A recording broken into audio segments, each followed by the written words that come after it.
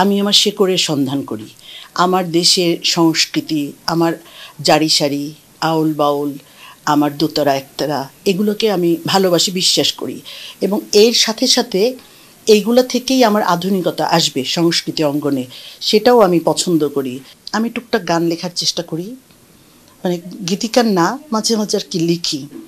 তো ওই গান দুইটা হচ্ছে আমার মানে একদম অনুভূতির ভিতর, বুকের ভিতর থেকে করা। আমার কাছে যখন ওনাকে ওনাকে আমার মনে হচ্ছিল উনি আপসহীন নেত্রী, উনি দেশ নেত্রী, ওনার সংগ্রাম, ওনার সব কিছু মিলেই আমার বুকের ভিতরে সবসময় কিছু শব্দ খেলা করতো। বুকের ভিতরে সবসময় মনে হতো আমি তার জন্য কিছু একটা করব, কিন্তু আসলে আমি কি করব, আমি তো পলিটিক্স করি না। সবসময় আমি বুকের ভিতরে তাকে লালন করতাম, কারণ আমি একটা আদর্শে বিশ্বাসী। তো আমি অন্য কোনো আদর্শকেও অসম্মান করি না, এটা যার যার ব্যক্তিগত ব্যাপার।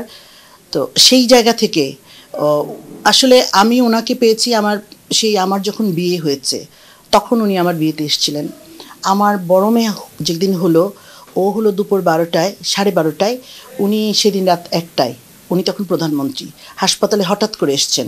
উনি আমাকে অনেক স্নেহ করতেন এবং আমার বড় মেয়ের গলার প্রথম সোনার চেনটা উনি দিয়েছিলেন।